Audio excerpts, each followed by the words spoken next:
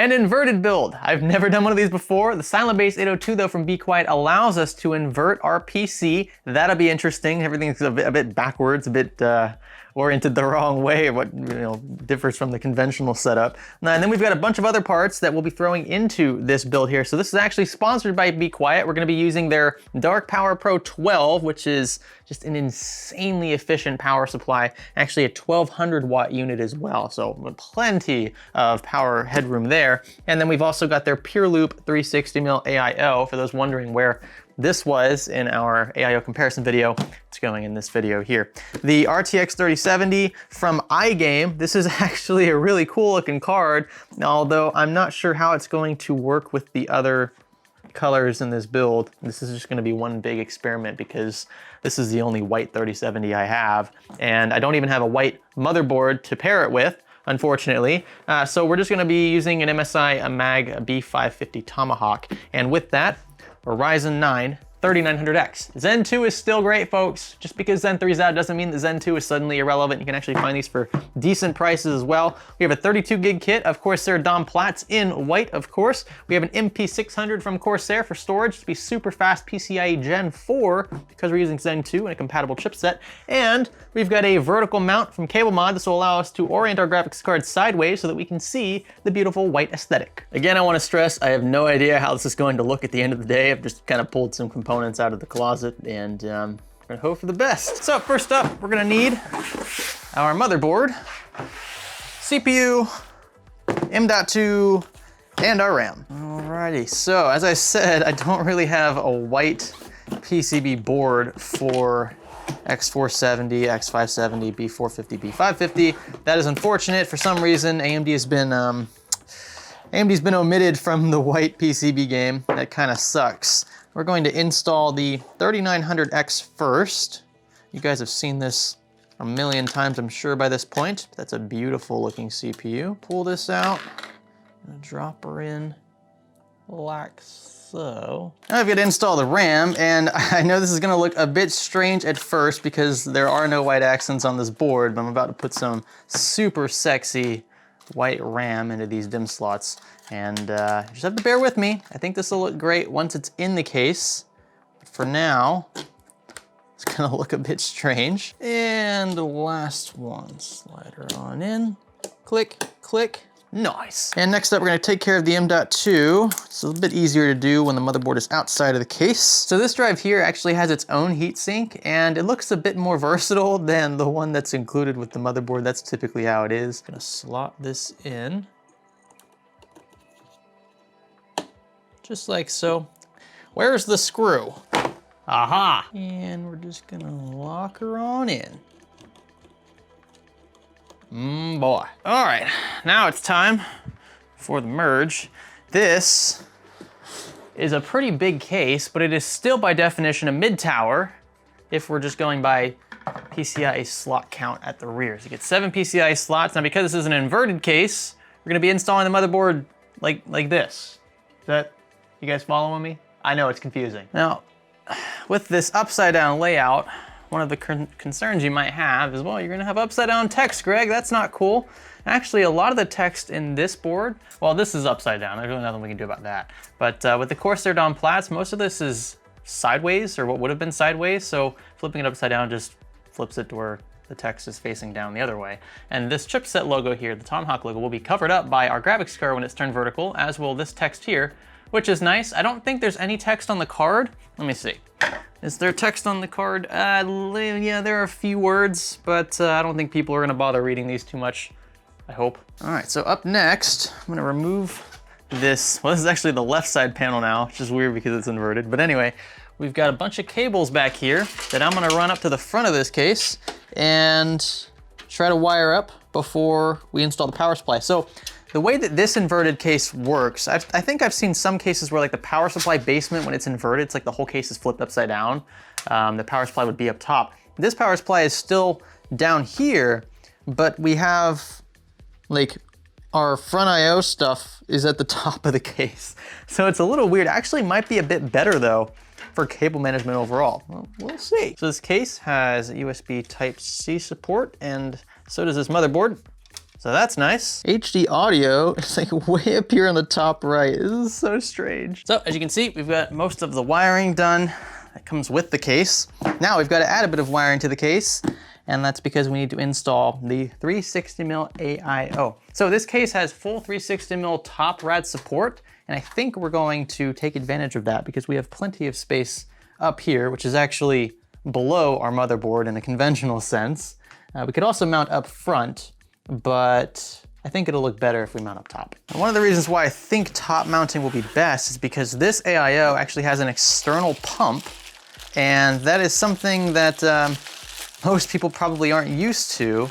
Because this pump is not in the block, that means that depending on how we orient this, the pump could be positioned higher than pretty much anything else in the closed system. That's not good for the pump. So you want to make sure that you kind of place this and orient it strategically. So yeah, this right here is actually the pump. You can see if we set it upright in the case, the pump is pretty much as high as the top of the radiator. At this orientation here, it's possible for air to get trapped in the pump. And of course, that's how pumps die, because pumps use liquid in the closed systems for lubrication, keeping cool, and we don't want a dead pump. So we could do it like this. Problem is, at that point, the tubes are down in the basement, and I'm not sure if we could even get them back up to reach the CPU. So we kind of have no choice in this regard, but top-mounted AIOs are usually ideal anyway. I think the way we're gonna do this, we're gonna mount it like so, and then we're gonna have the block swing around, kind of like that. That's how I'm feeling it. We'll see if that actually works out. We can slide this out, and now we can mount the radiator and the fans to this bracket and then slide that all back into the case. Much easier to install things this way, trust me. So you're gonna get Pure Wings 2 fans included with this AIO. We're gonna orient these, well, to exhaust air, but these are gonna push air through the radiator out the top of the case. And we're gonna secure this assembly to the bracket.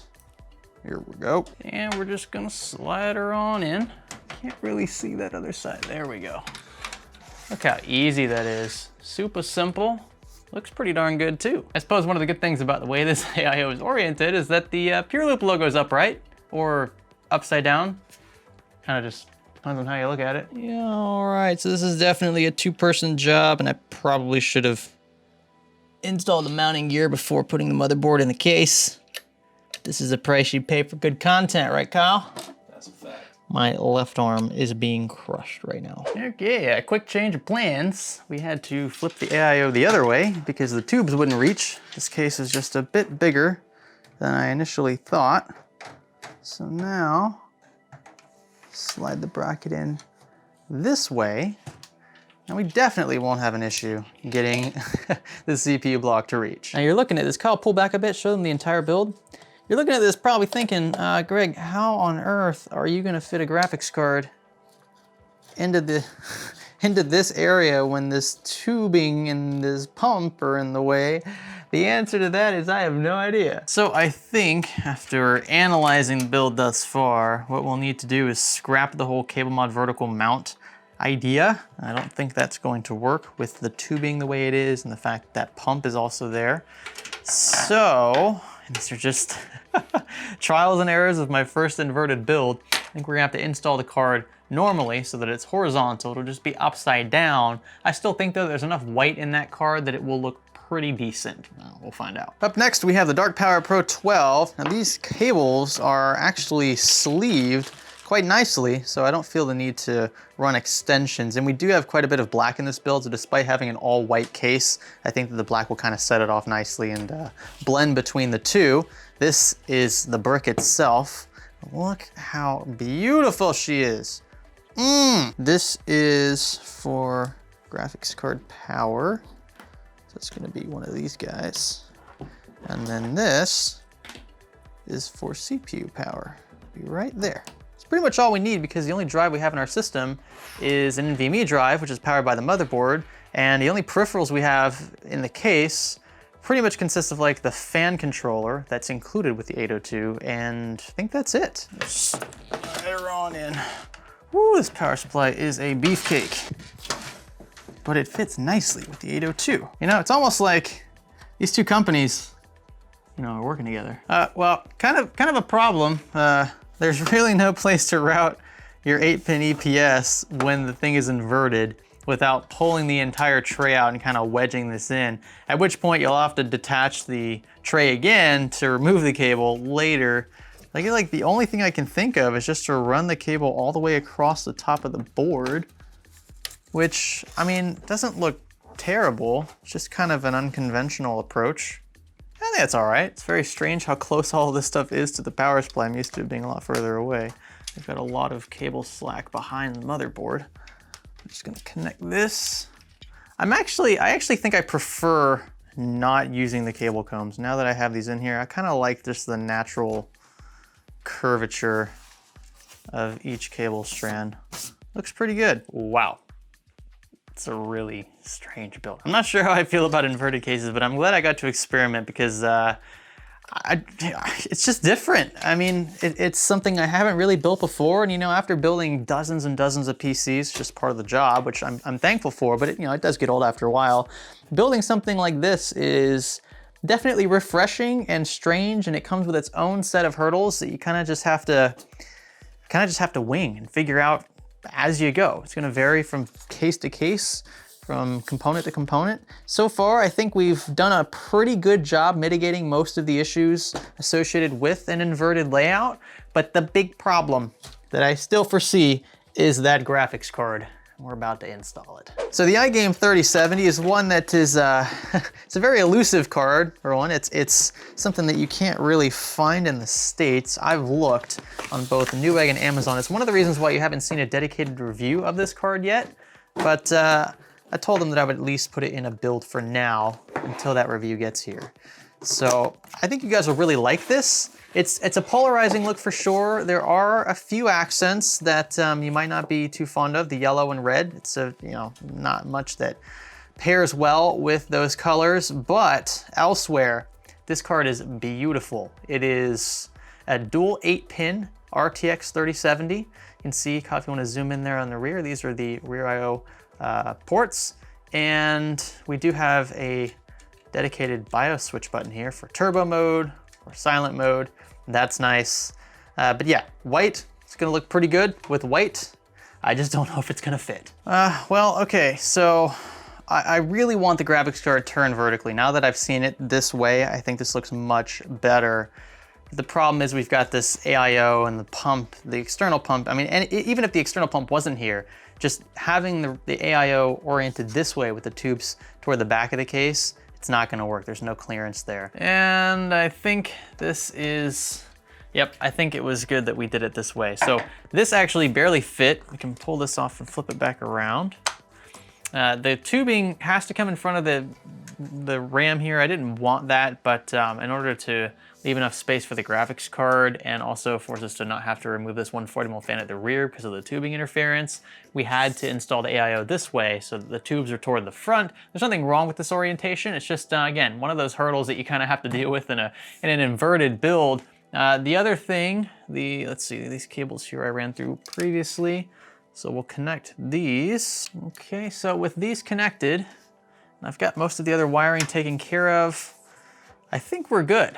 I think this is it. We'll just do a bit of cleaning up, cable management at the rear, and we'll call it one. So I've actually routed the front IO cables between these little grooves. These are actually for hard disk drives, and 2 hard disk bays are included with the case, but if you wanted to purchase extra ones, you could populate several additional hard drives that would extend into the build itself behind this tray.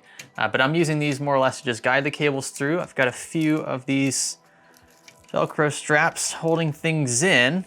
The cool thing about the 802 is that even if your cable management's, you know, a little, this isn't the prettiest I've ever been able to do, but there's a lot of stuff going on here, and these fan hubs always make things a bit more difficult to cable manage. The good thing about the 802 though, is that there's so much space behind here. I literally just sit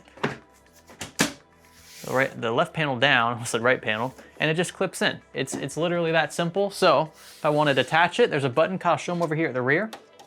You just push that in and the panel detaches. See, we have sound damping material here as well. This is good for keeping that sound contained, although I've chosen the airflow config for the 802 so that we have a viable top ventilation setup here.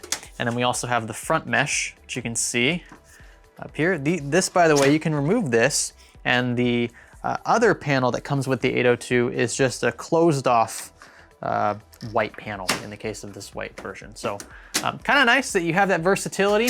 This is also, yeah, so we set all this up to where pretty much as ventilated as it's gonna get, and that's more than I could ask for, especially in a larger build like this. I'm really glad that Be Quiet shifted toward this airflow direction, especially for their larger cases. And all right, it's a moment of truth.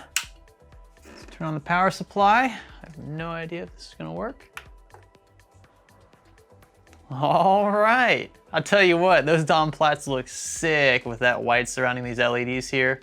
Not too bad a logo up here too. Granted, it's upside down, but this is subtle enough. I'm not a huge fan of the cards that are like rainbows, the whole thing lights up super bright.